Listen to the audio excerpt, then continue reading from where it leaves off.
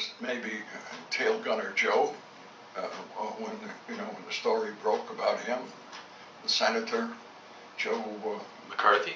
Joe McCarthy. I think it was something about McCarthy at that time. At any rate, he was complaining he'd been in the air 14, 15 months, just about getting ready to go home, and he had never seen a jet plane in the air. Never saw it. And of course, the colonel came over one day and he says, you're paid to do a job. If the job comes up, and if it doesn't happen, you've still done your job. I mean, we paid you to do a job if the job should prop up to be done while you're on duty.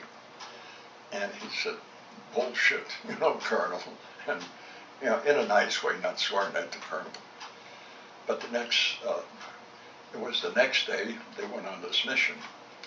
It was supposed to be a 16-ship mission to escort the C-47s bringing supplies, either dropping them or landing them. It was actually a drop to supply our troops who were having trouble, getting up there. He was flying high cover. One had snafu'd, so there was only 7 planes, and Ed Smith was leading the squadron, and he had 8 ships, and they were down in close support to the C-47s. He was above. So about 15, 20 miles from the target area, they were heading straight west, coming in toward the target, and they ran into a layer of clouds between 6 to 9 or 10,000 feet. So Smitty told him, he says, you better go up above it just in case so we don't get hit below, because they were flying at about 4,000, and they wouldn't have any room to maneuver. So he took his 7 ships and went up above. About 2 or 3 minutes later, he heard the fight developed. They got hit by about 15 or 16 Japs. He went into a dive with his men to get through that 3,000 or 4,000 foot of clouds. By the time he got there, the 8 men had shot down 7 of the planes, 7 or 8 of the planes, and the other Japs had taken off. He still never saw a Jap in the sky. And that was one where Nick Zuniga, he was flying Smitty's wing. Smitty got 2 of them, but the first one he got, a wing came off. Nick couldn't get out of the way, and part of the wreckage took 7 foot off of Zuniga's left wing. He went into a spin, and lucky he was about 5,000 to 6,000 feet into the air. As he finally fought his way out of the spin, as he's pulling up to level off, a Jap goes flying in front of him. He pulled the trigger and shot down the Jap. One wing. And he just kept on coming home because he wasn't going to sit there and fly, but the fight was over just that fast. But Menger just blew his bloody stack. What am I going to tell my kids when I get home? What did you do in the war, Dad? Not a goddamn thing, But he must have gone and finished his education, got his law degree, and he was on that committee. I think it was Tail Gunner Joe McCarthy. There was a Jewish lawyer that he had. He was a rabble rouser. Wasn't so much a good attorney as he was, a rabble rouser. And it later came out that he was a bit gay. Was that Roy Cohn?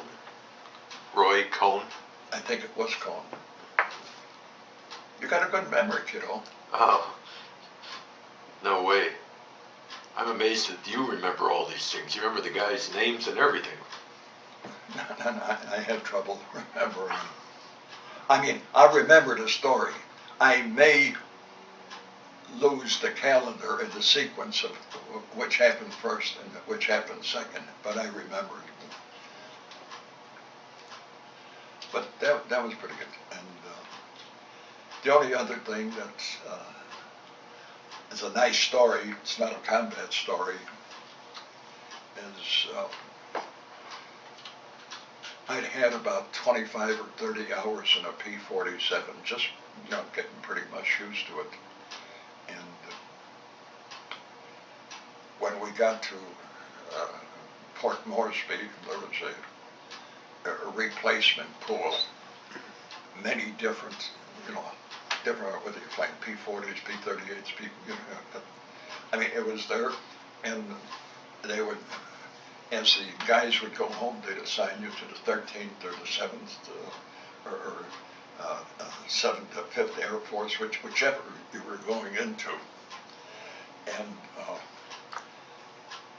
we had P-47s, and he says, you guys, just get used to them, and he says, we'll get you all set up. So there was this one guy, who's a pretty nice guy, comes from, was it Bemidji, or one of those places up in Minnesota, Quinlan. His nickname was Big Dog. He was kind of a nice guy, a good-looking guy. And when he smiled, you figured he had 75 teeth in his mouth because 50 or 60 of them were shown. But he had a good sense of humor, and I liked the guy, and he flew good. So, the flight leader, I don't remember his name, said, all right, he says, I'm going to take you up. He says, the weather looks like it's clearing up on the north coast of Guinea. He says, I'm going to show you some of the places where some of the battles, took. So he said,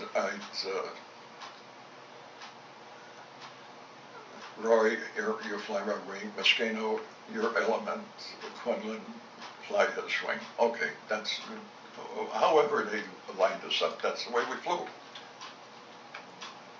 So it's kind of clear on our side of the mountains, south of the mountains. But on the other side, we get over to the tops of the mountains, and they're in the clouds. But we can pick our way through. So he says, all right, let's go up to Boona. I'll show you where the big battle at Boona went. We can't see the place. He said, all right, we'll go over to so-and-so. We try to go. We couldn't find a spot to show us. Now, if you can't see the ground and the landmarks, you can't fly by yourself until you know where the hell you're at. He says, yes, we're not going to get anything done. We spent 30, 40 minutes or something like that. We'd been up almost an hour. He says, let's call it off. Let's go home. Now, here's where I fault him. On the north coast was clear. About a mile off the coast was the end of the front that had been moving, or the back end of it. He turned around, headed west, or south, headed south, and started climbing. Now we're climbing into the clouds, and there's 9,000 feet of mountain there, or 7,200 feet, I forgot which one. They go up to 17,000 feet as it goes along, up and down. All he had to do was go 3 minutes out, climb on the outside, get above the stuff, and go, But no, he's climbing up. Now we're climbing up. Quinlan is having fun with me. He's coming up real close, and the propeller is sucking the air back off of my wing is dipping on it. Get off, and he give me a big shitty grin, Well, I'm not worried about him. I know he can control his plane. We've flown by ourselves a couple of times, and I know he's a good pilot. But get him out of here, you bastard. Anyhow, we get up there, and he says, we're going in. He says, so stay close. So now I'm on the inside of the turn, or on on the outside of the turn as we were turning. We were going clockwise. And I figure I don't want to be, the mountains are getting kind of dark. They're starting to look kind of black. And when they start to look black, that's because there's a big stone in the side. It's stopping the sun from, coming to you. Anyhow, we're getting in there, and I'm losing sight of the plane because I'm real close in here, flying basically off of the number 2 wing, and I got him flying here into the prop wash. That isn't very good. So I decided I'm going to move just a little bit out. And you never change throttle settings when you're in the clouds, because you're going to run into somebody or fall back. So once you've got your setting, you just leave it there. So I went out because I can see the vortex of these two 15,000-pound planes plowing through the clouds. I mean, that whirlwind is coming back, and we're right in position. So I've got him just a fraction, we're both just a fraction low, but I've got it, and I'm looking back, and I can see his face, and now it's getting darker and darker, and now I can't see him anymore. I can't see his face anymore. All I can see is the shining disc of his prop turning. So now I'm careful, because no fast movements. I don't want to get the, vertigo. So we're at a spot, we're in there, I don't know, 6 minutes, 8 minutes, something like that, as, from when we went in. And I turned around again to see if I could see him. All I could see was the disc of his prop. And as I'm turning back like this slow, suddenly there's an opening about 30 feet. There's a white cockatoo,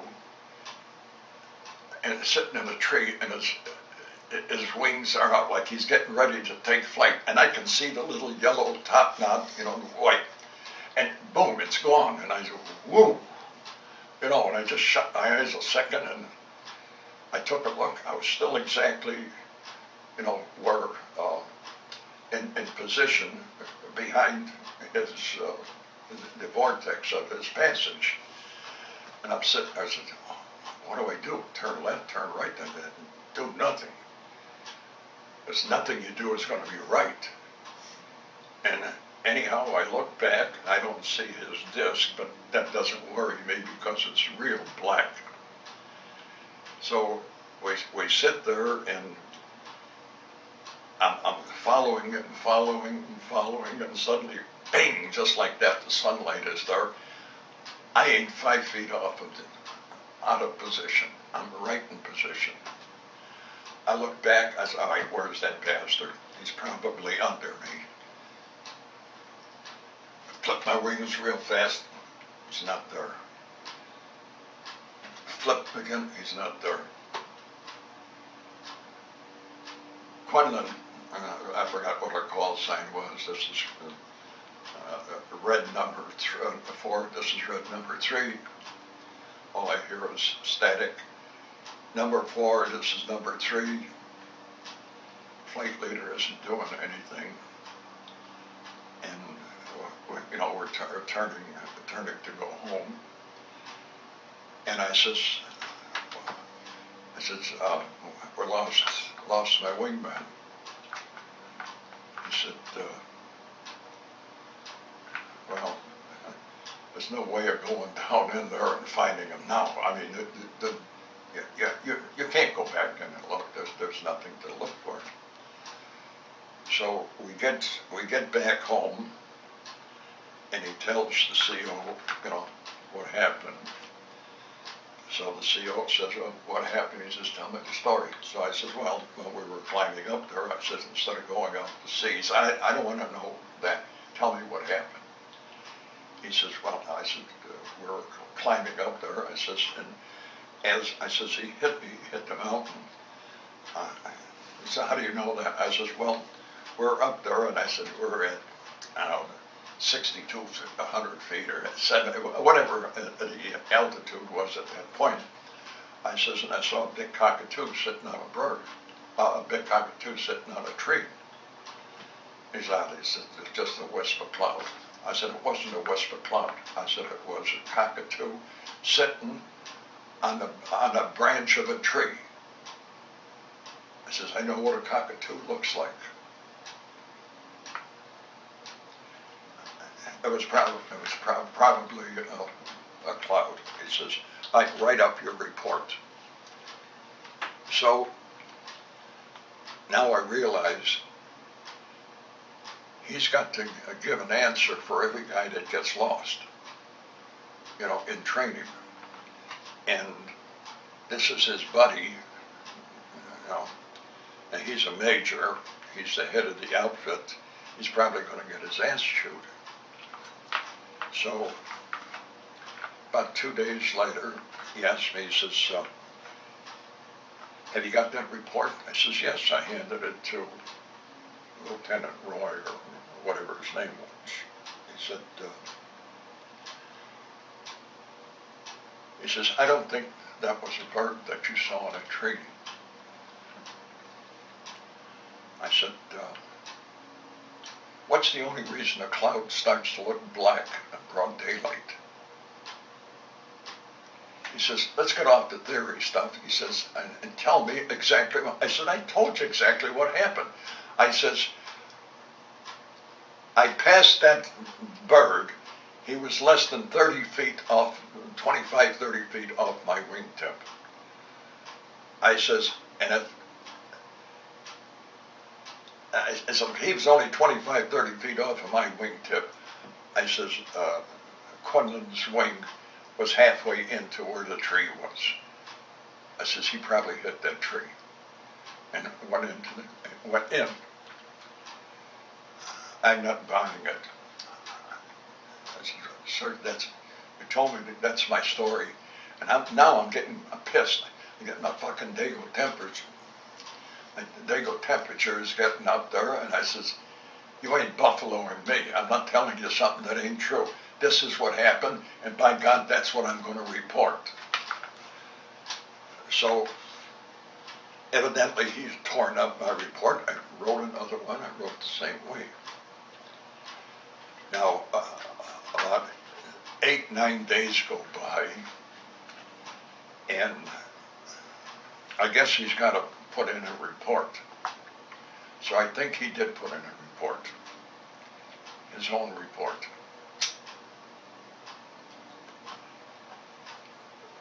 Sunday comes along, Mother's Day.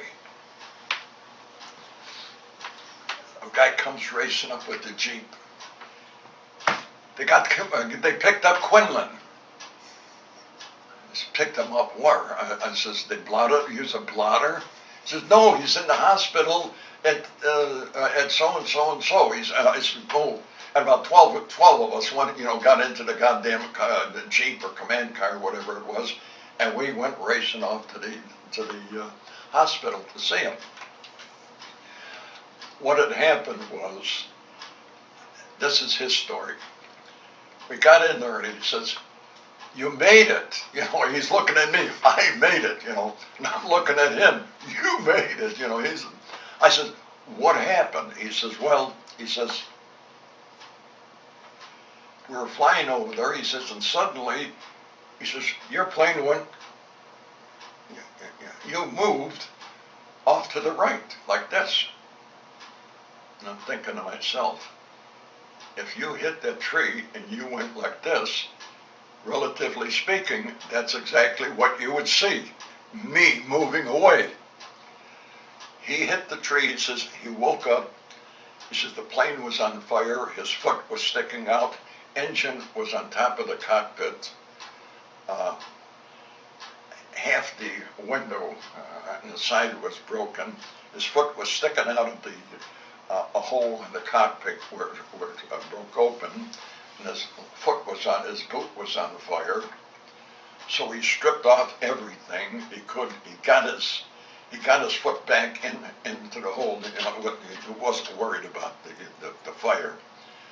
And then he crawled out head first because he couldn't get out with the parachute and his emergency pack. He says he fell down, he got up, he says, and the first thing he did, he says, I went to reach back to see if I can get my emergency pack. The flames came up, there was a wound, he says, and it knocked me about 10 feet down the mountain. He says, so when I got up, he said, I started looking for the smoke from where you hit. He says, and I couldn't see anything. He says, and he said, so he said, I looked around for a while. He says, and the thing was burning and the ammunition was popping off. He says, so I got the hell out of there. He says, I got off the mountain, got into a stream. He says, I'm glad we had those orientation things, how to survive. He says, for 3 days I didn't touch anything. He says, I ate the leather of the glove. He said, then I took the ear out of the shoe. He says, and I chewed that and swallowed it. He says, then I decided I'd better try pick up a rock and maybe eat a grubworm. He says, but they told us to get rid of the head. He says, and then swallow it, don't chew it. He says, they're right, don't chew it. He says, I chewed the son of a bitch. He says, and I heaved what I didn't have out. He says, but he said the next day I ate 2 or 3 of them. He says, I finally got to a stream. He says, and I don't know if the Japs are here or what areas we were in. He says, and so I tried not to travel too much in the daytime.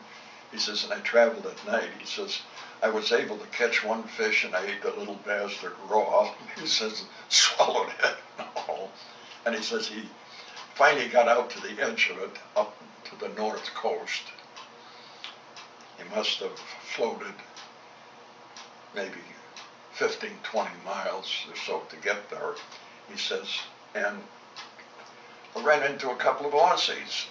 He says they're on the coast and they have shortwave radio, and when there's any Jap sea traffic, they radio it in to headquarters to Moresby, and they'll send out gunboats, to go after it.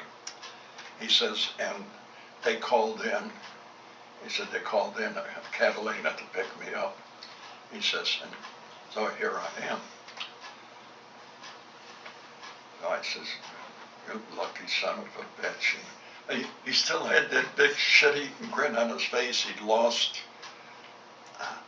I'm going to say 30 pounds. He was a nice, stocky guy. And I said, well, we'll see you tomorrow or the next day or something like that. And we came back from the hospital in Nanchias in his office. He's waiting. He knows he's going to get hit between the eyes with this. And we get up there, and this one guy, what was his name? Shenko. It was Timoshenko. They cut it down to Shenko. I said, Shenko, you heard the story. I just told the major, what he said. He told him the same fucking story that I told him, except of course he never saw the bird because he got hit. And Major just says, okay. He says, yeah, oh, all right. He says, all right, thank you.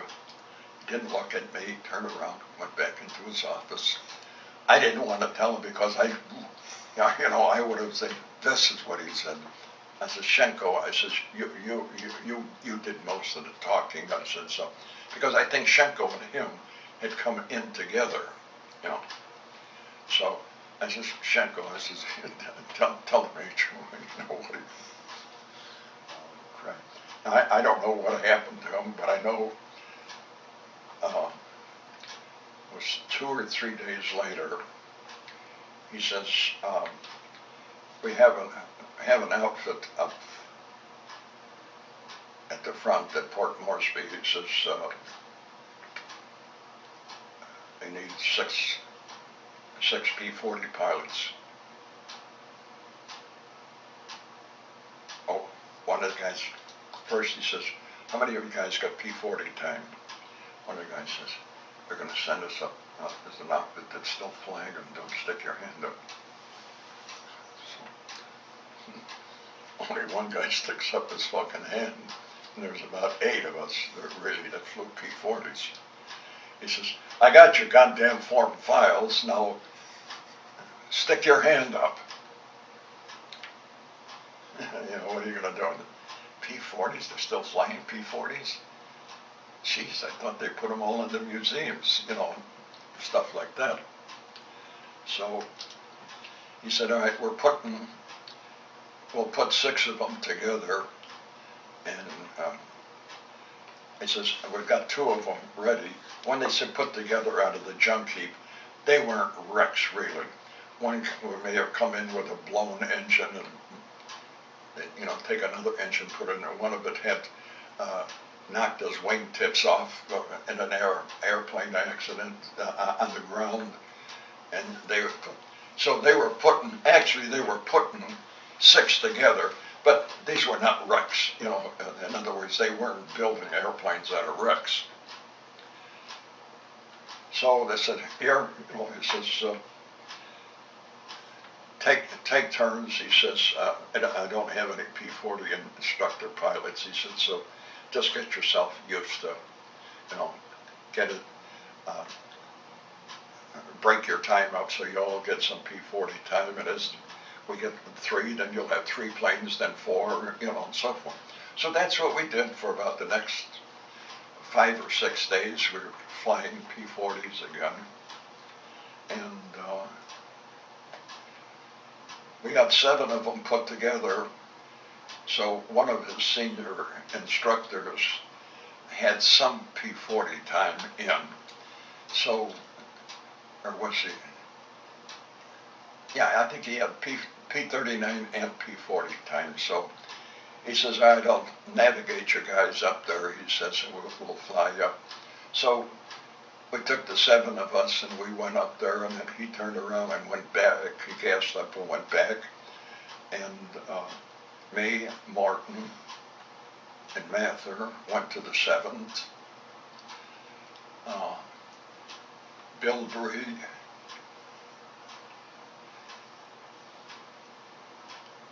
Bree, Reamer, and Reed went to the 8th.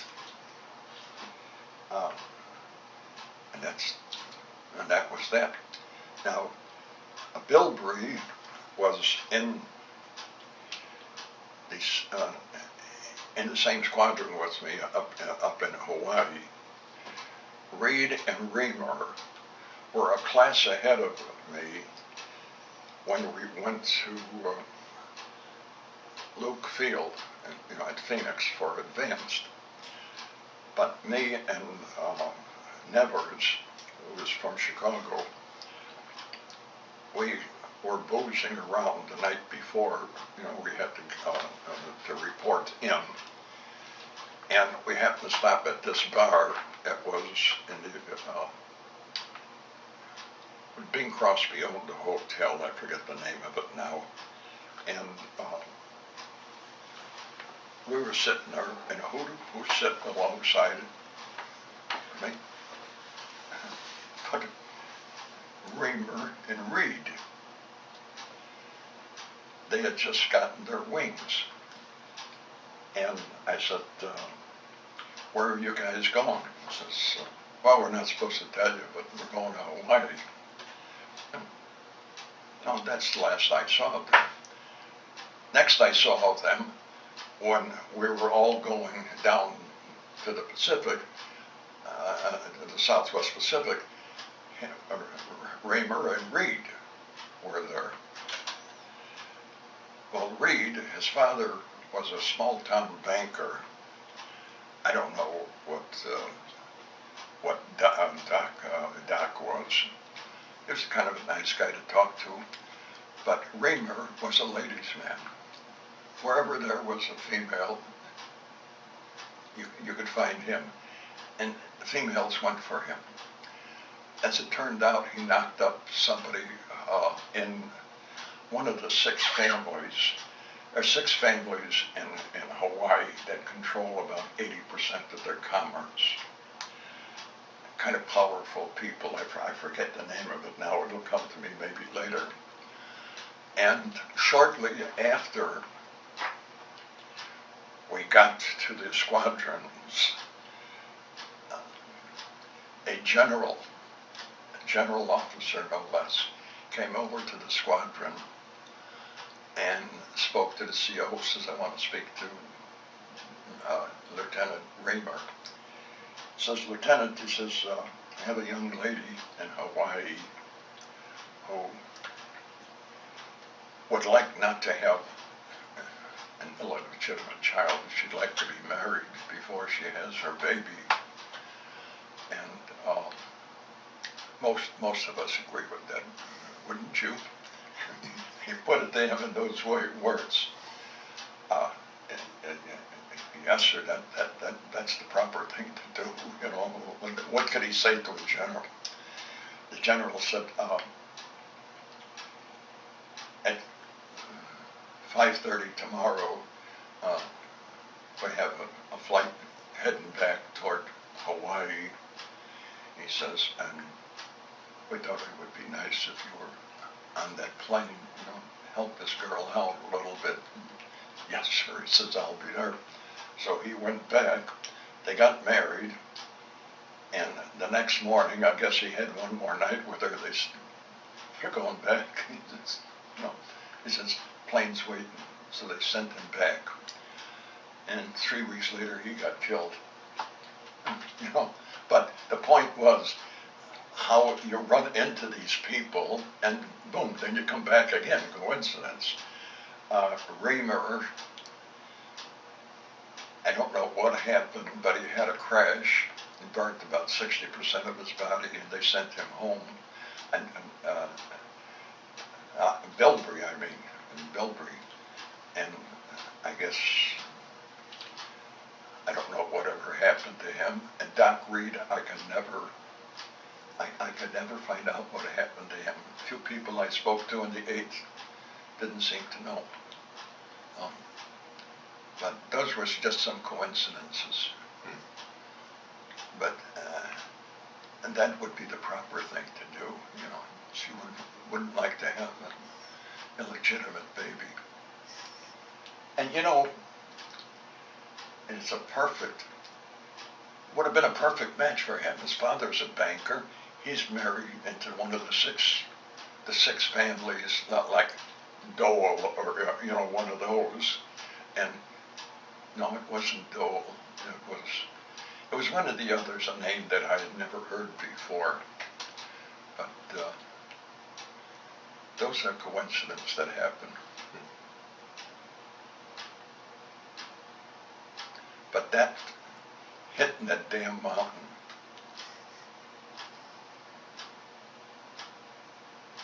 I wonder if he got into trouble, because if he turned in a different report, well, how could it be different? Because you're in the clouds and the guy disappears, and they didn't have my report that I saw this, this bird in a tree.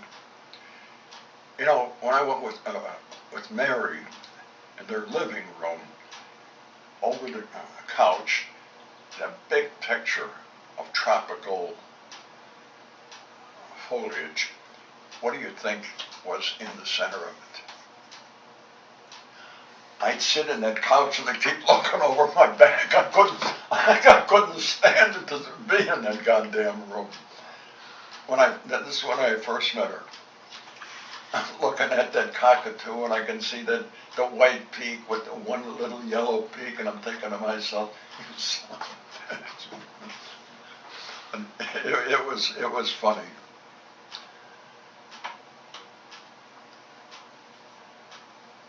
You just saw a cloud. You know, a wisp of cloud. And a wisp of cloud is perfectly, logical. Except that I had goddamn good eyes. And if I said I saw something, I saw it.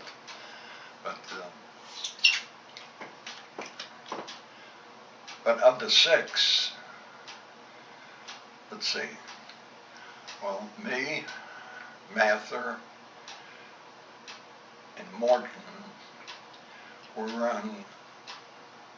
when we were on Biak Island. I don't know what they were doing. They were just doing some red racing or something like that.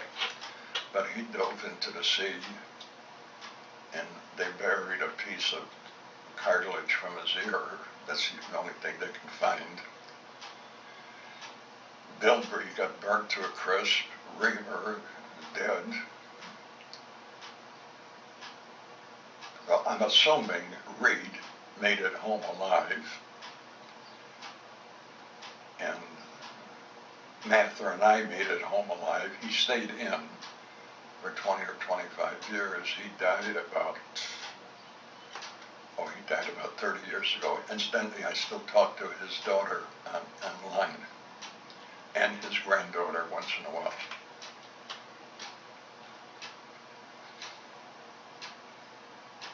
I met her once.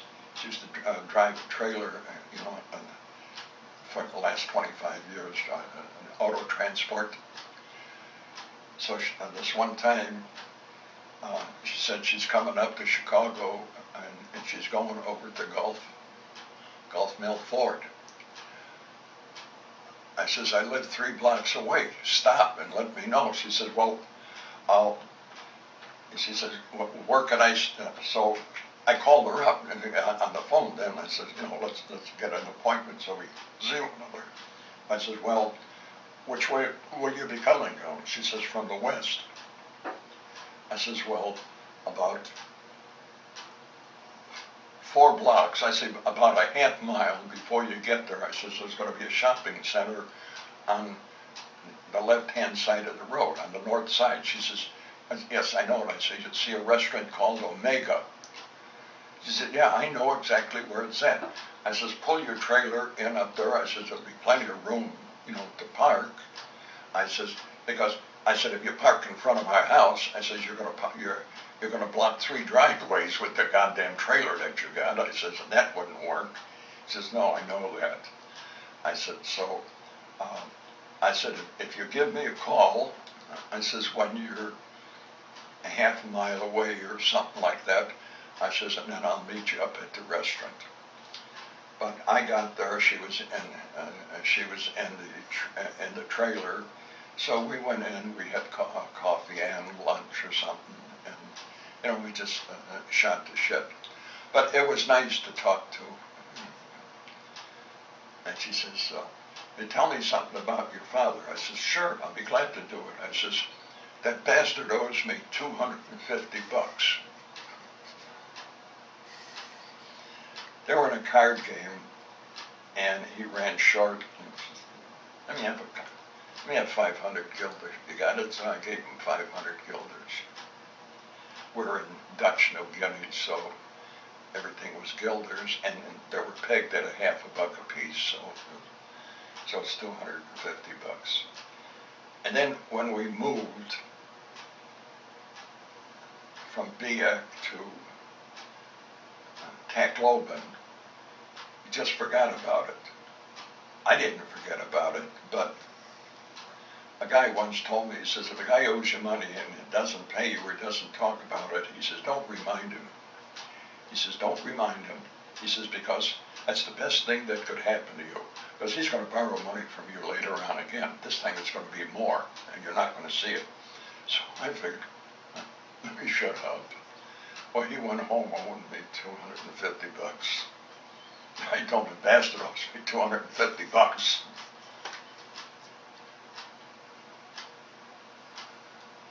And then I told her about him pulling that fucking Luger.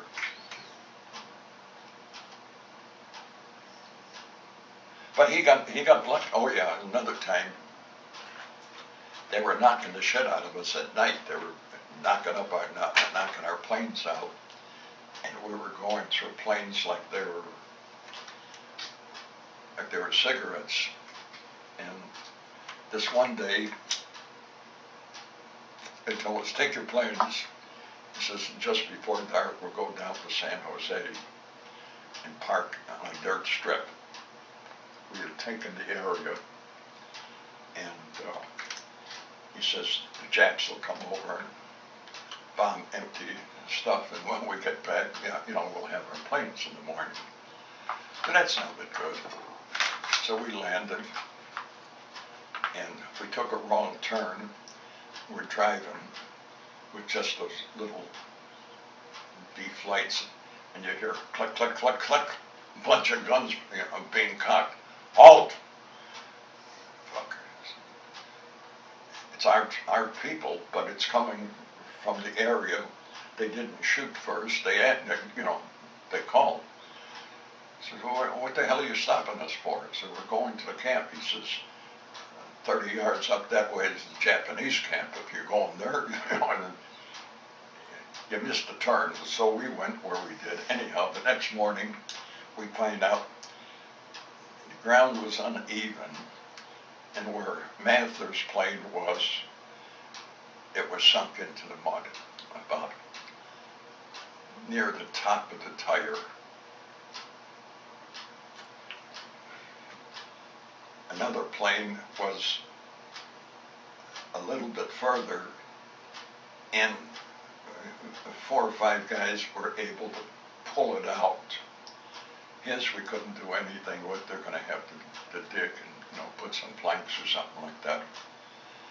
So he says, well, come on. He says, we got to get this flight going. It's got to get back.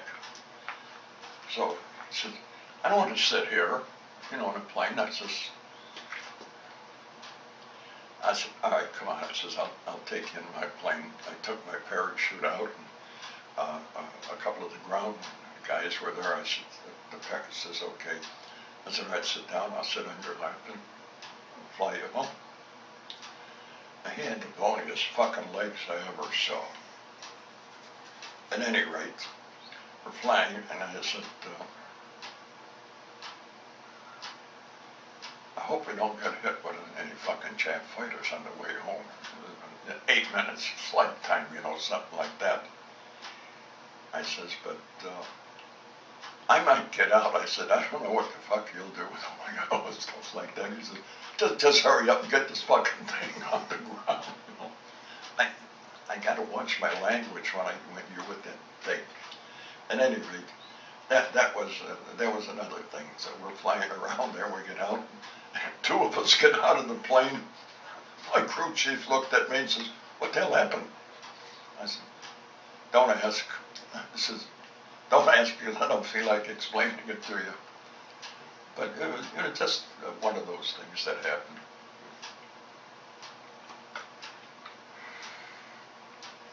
We had his plane out, not that day, but the next day we got it out. I don't know. Somebody went and flew it back. I know he didn't.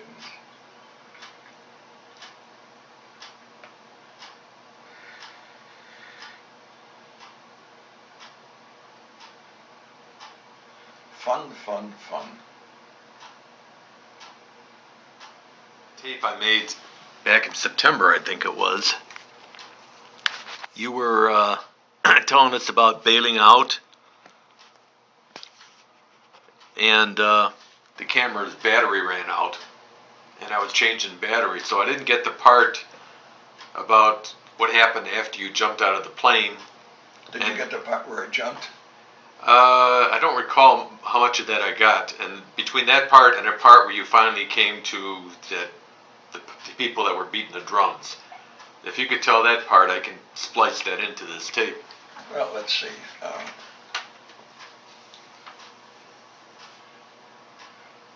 Anyhow, I knew we had a jump because I was losing fuel. My radios were out. They were not out only for short distance. I can pick up the flight, anybody flying with me, or say within a mile, but beyond that, I wasn't getting anything. And it was just a fluke of radio, how it was handling the radio waves, I guess. Anyhow,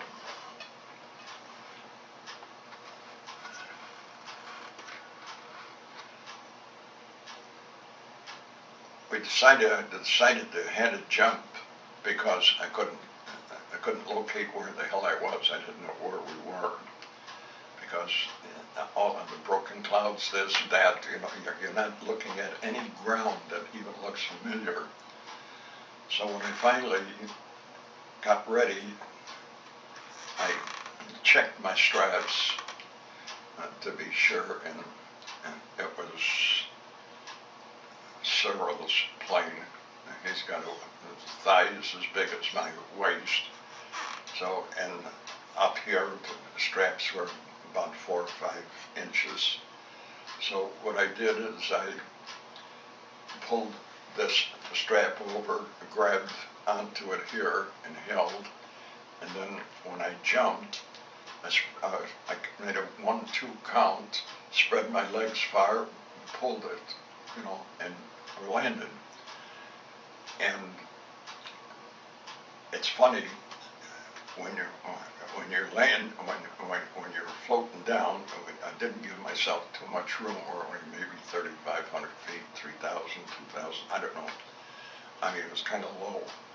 And I looked at the ground, and I remember what this guy told us about survival. He says, if you're in an area where there's a stream, he says, you will most likely find it darker, not the water, but there will be trees growing along it where you have fields of crops or just plain grassland. And I took a look, and I see a crooked, dark spot, just like he said. I tipped the chute, and I'm going over it. Everything is working just like they said. My back is killing me, and my leg, for some reason or other, wasn't feeling right. But I get over it, and then I can see a little bit of glistening, some starlight on the water. So I know I'm over water. And I'm guiding myself beautifully. And suddenly there's the water, and boom, I land. But I land on my feet. The water is only up to about my hips, and the water is pretty brown, because now I figure, let me get the hell out of here with this parachute, this white parachute that the Japs are on, they'll zero in on it. So I went to an overhanging part of the bank, and I'm gathering up the chute, and I put it down into the ground, and I can't even see it, but I stood on it so it didn't, billow up. And I took out my 45, took out the oilcloth, made sure it was ready, and now I'm standing there, and I figured, well, if they're going to eat my liver, I ain't going to be alive while they're eating it. And, some of them are going to go with me. And I hear, yank, yank, yank. It's, hey, and I'm looking at a couple of kids and a couple of women, so I know it's the Filipinos. It's here, So, and they come rushing into the water and they're patting me all over. And of course I moved over and I put my gun away, and parachute come up, they grabbed the parachute, and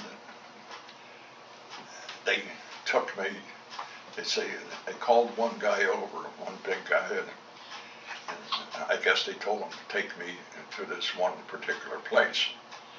Now, I don't know, we walked maybe a couple hours, so let's say it was 5 miles, 6 miles away. It was another small village, and this was a point where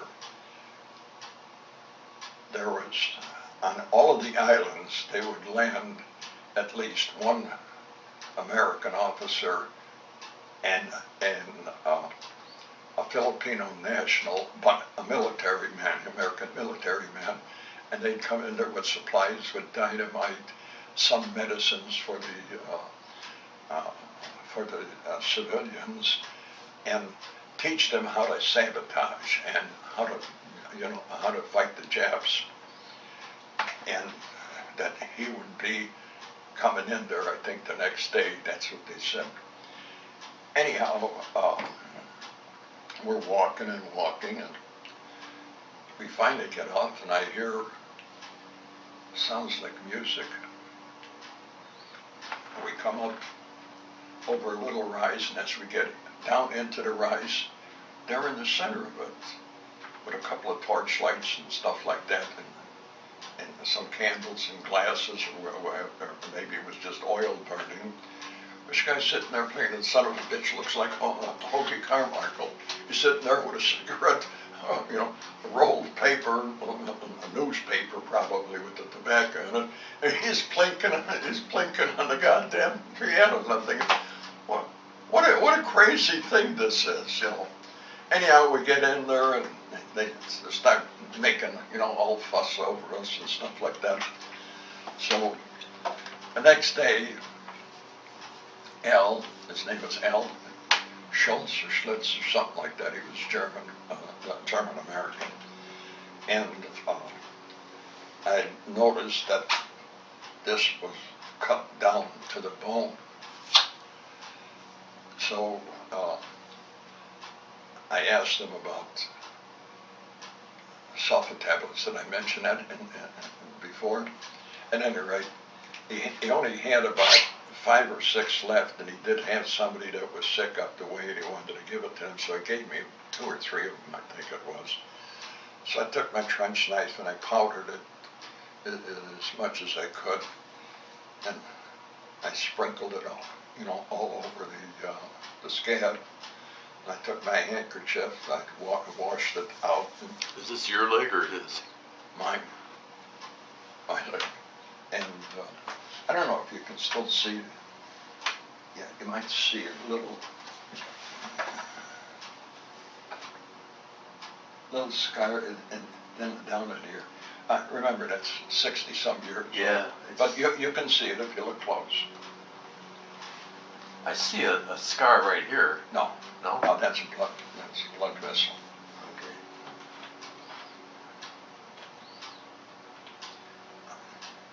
This here, right in here, you see the stocking marks. That's what you're Okay. not Yeah. looking at now. How long is it? An inch? It was about 5 inches 5 long, and then about 5 inches here, and then bump, down here. But this was nothing. So from the ankle bone up about 5 Yeah. inches. So I washed it out. Then I put it over there kind of loosely, just to keep the ants and the flies, and stuff away from it. And got plenty of air. The next day I did the same thing, washed out the handkerchief again, and crushed another one. And after about the 4th day, it was scabbing over pretty good.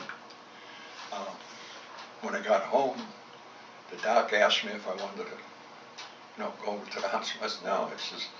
I said, how does it look to you? He said, it looks okay to me. I said, then that's it. So he gave me maybe a couple of sulfa pills to eat. That's it. But we decided that this guy would take me down to a spot about 40, 50 miles away,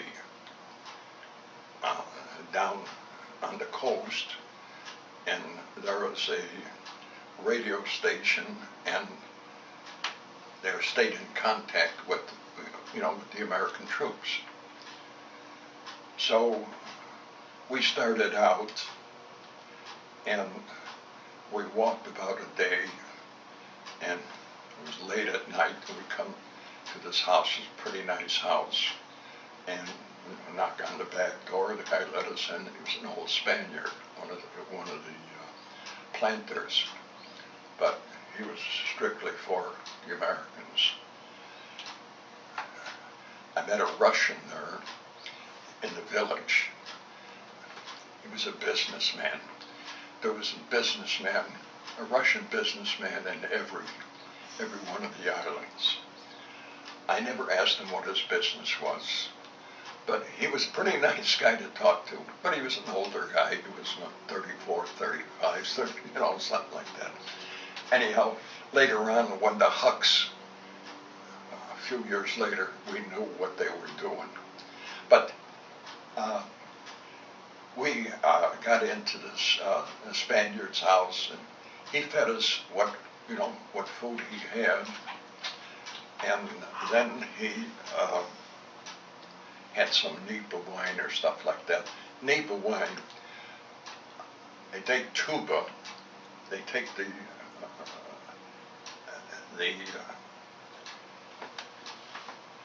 it's from the coconut tree. You take the juice, ferment it. That's what they call tuba.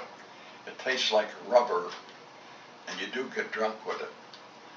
They distill that and call it Nipa wine, which is even worse than drinking alcohol. But the guy fixed his carburetor so he could run on the Nipa wine. So he's got an old car, I forget what it was, but on the top of it is an American flag. It's what we would call one of our small cars today. It wasn't the size of a Chevy or anything, but it wasn't exactly a compact car. I don't remember what it was. But he's got an American flag on it. So now he says, we'll drive down as far as so-and-so. And then he says, I can't go anymore. He says, because I can't go over the bridge. I said, okay. So we get along there, and along comes this goddamn Navy fighter plane, F-6F. What the hell is one plane doing by himself? And he's coming in, and it looks like he's coming in to strafe. And we got a little wooden, a stone bridge over here going across the creek. And I said, this guy's crazy. We jumped into the river at the river bank and got under the stone bridge. This guy's shooting his guns. You can't see that American flag on top of that goddamn car. This guy made 3 or 4 passes. And to boot, he didn't wreck the car and he didn't get us under the bridge. And I'm thinking to myself, boy, I'm glad you're not my wingman, stuff like that. Anyhow, we finally figured he wasn't coming back. I guess, after 4 passes, he might have been damn near out of ammunition if he had all 6 of his guns going. Anyhow, when that got through, he drove us about another 3 or 4 miles, and he says, he was sorry he couldn't take us, and we thanked him, and that's good enough. So now we started walking, and we came to the rail, to the bridge that they were talking about. In the bridge, the rails weren't on the ties. The ties were fastened to the rails and hanging down. So we got to walk on the rails. And there's 2 and 3 gaps in between. Now this guy gets up there on his bare feet and he's walking around a rail like you and I are walking on the ground here. And I'm thinking to myself, this guy's out of his goddamn mind. But anyhow, I'm not taking my shoes off because I'm going to burn my feet. So anyhow, I'm sitting there and I'm walking on the rail. There's nothing to hold on to. On a few spots there was a pole, but I would be afraid to grab it. The damn thing would go down. Anyhow, I walked across it. He must have waited for me 20 minutes to get across. But I got across, and we got down, and we finally got to a place where we got an outrigger sailboat. Now, we had to go past this one Jap small settlement, and they used to patrol there, but if they saw the boats, even the fishermen, they would come out to check them. So we had to get beyond the horizon where they couldn't see us.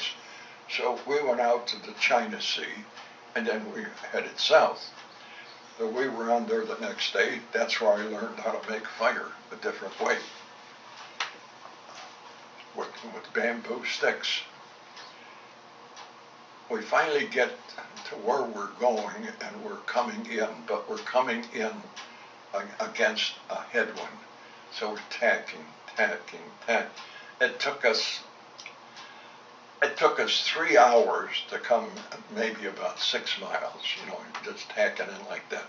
So finally we come into the mouth of this little stream. I don't even want to call it a river.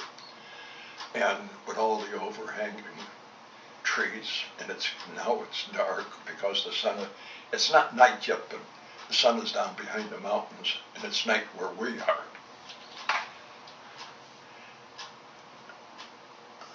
Boom, boom, boom, boom, boom, boom, boom. I heard it pounding. And I'm thinking of all the movies I had seen where we are in the jungle, and the tom-toms are boom, boom, boom, boom, boom. What is he saying? That type of thing. And I'm getting sort of, really a creepy feeling. I mean, it's like all your kid stuff is coming back to you. We're in the jungle now. Who knows what the witch doctors are doing or stuff like that. And I hear that boom, boom, boom, boom, boom, boom, boom, boom, boom.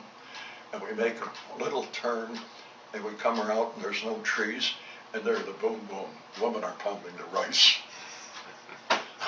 The funniest damn thing, And I had to laugh at myself for the stupidity of my feeling, but if it happened again, I'd probably do the same thing again. But anyhow, we stayed there, and right off the bat, they gave us something to eat. I don't know what it was, rice and beans or something like that. But it was fuel. And then guy says, we got a couple of Jap prisoners here. I said, well, fine, I really don't want to meet them, but you bring them out. And one of them says, I'm not Jap. He says, I Korean. He says, well, you fly lightning. I fly lightning too. And I'm thinking, what the hell is this guy talking about, lightning? Evidently, there was a jet plane that, in their language, they called it a lightning. So he flew a lightning, and I'm thinking, really, we're not cousins. We're not going to share a bath together. So let's get out of here. At any rate, the radio man says a cat will be here, tomorrow morning. Well, they probably heard it that night. They escaped. I figured they could escape any time they want. He must have paid off one of the Filipinos, and they knew they could, escape any time they wanted, and it was okay where they were at. They had no problems or anything like that. But now, with the Catalina coming in to pick us up, they might ship us. The Americans might send them with, and they'd be prisoners of war. So they escaped. And the next morning, the cat came in, and what a terrible landing, a takeoff, because breezes that start coming in, and you got all these ripples, and takeoff bomb, takeoff bomb, takeoff bomb. They made 15 or 20 goddamn takeoffs. Everything got soaked. The guns got wet. It was just horrible. And finally, he did take off, and we made it home. So that's that story, and I know you have it from at home because I remember seeing it on the tape about me taking the Luger out of his hand. Oh yeah. So, but that was as much as I can give you, on that. There might be some other little stuff, but not enough. That's basically the story. Okay. But that tom being boom, boom, boom, boom, boom, boom. You had to have been there and experienced it. There was no other way. Well, it sounds like a King Kong movie or something, Yeah, Mighty Joe Young, Yeah, that's right there. Or a lot of the jungle movies where they say Tom speak. That's what did they say?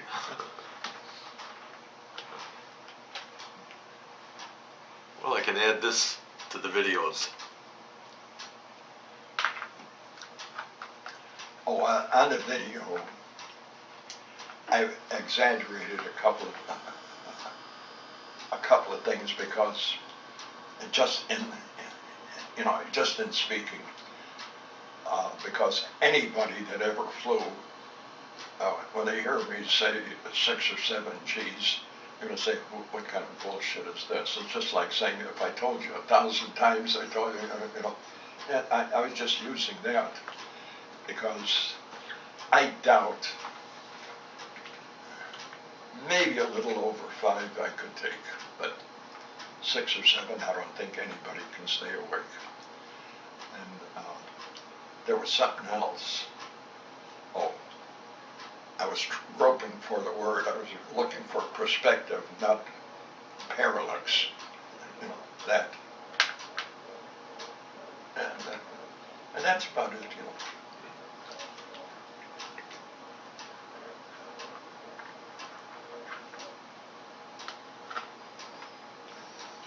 Maybe I can put a subtitle on the video saying he meant this. You want to do that? Or he later corrected it to this, or do you just want to patch your voice in with the correct words? Put your voice.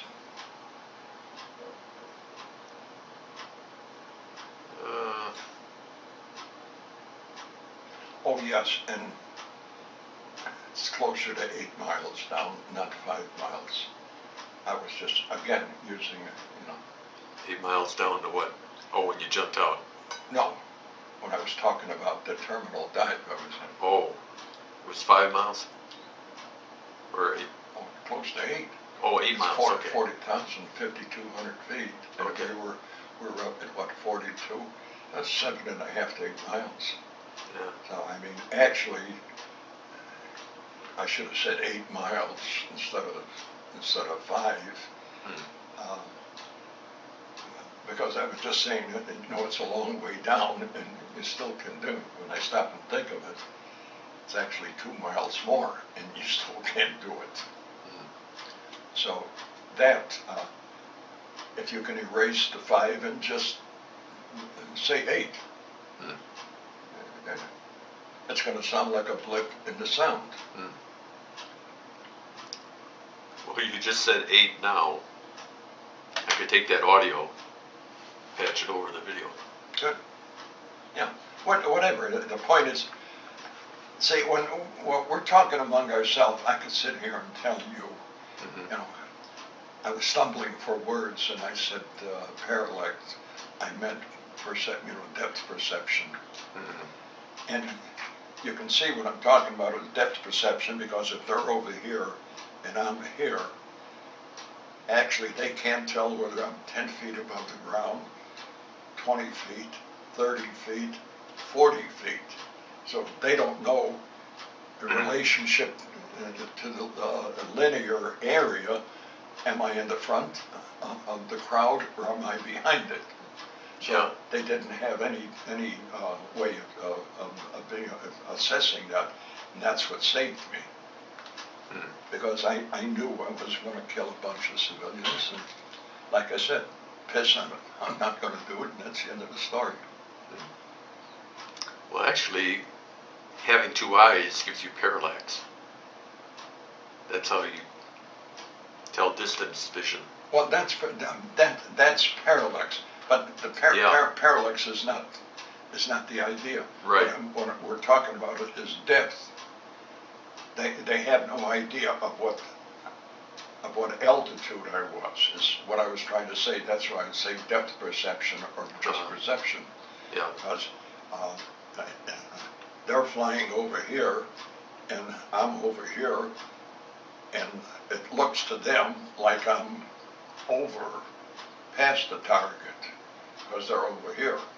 But actually I could be here in the middle of it. I could be here 40 feet in the air instead of 20 feet and be at the back of it. They couldn't tell. All they could tell is they look over here, and over here is the front of the crowd. Over here, they can't tell it. I'm still at the front of the crowd, or it would look that way. Mm-hmm. So they have no way of telling where I was linearly. I forget what this story was about.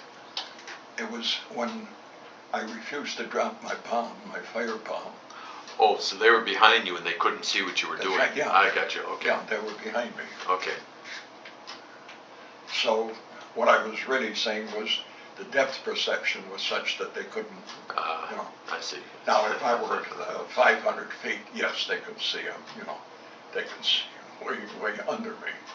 But down here, they couldn't see. Uh-huh. See, from where they were at, I looked probably like I was right at the beginning, right at the edge of them. And as you come up this way, it still looks the same thing because... Yeah. And you figured that out. You figured that out at the time. Well, at the time I knew right off the bat they couldn't tell what I was doing. When you're flying every day and you're coming in for landings, you see a guy in front of you, behind you. I mean, your mind just calculates that and you know what you see. Yeah, it's instinctive. Yeah. It's instinctive. That's the difference between a fighter pilot and a good pilot. I think I've told you this. A good pilot, he goes out, checks the airplane, does everything properly, checks the board, checks this, puts the straps on, starts the engine, takes the plane off, turns it, goes where he wants, comes back, makes a nice landing. A fighter pilot does all of the same things, but he doesn't strap himself in. He straps the plane to his body, and he takes off and he takes the plane with him. I mean, because when he's thinking of turning, he's already halfway into his turn and he's going. Like I told the guy one time, I said, there were times when I was flying, I felt like I was a part of the plane. I felt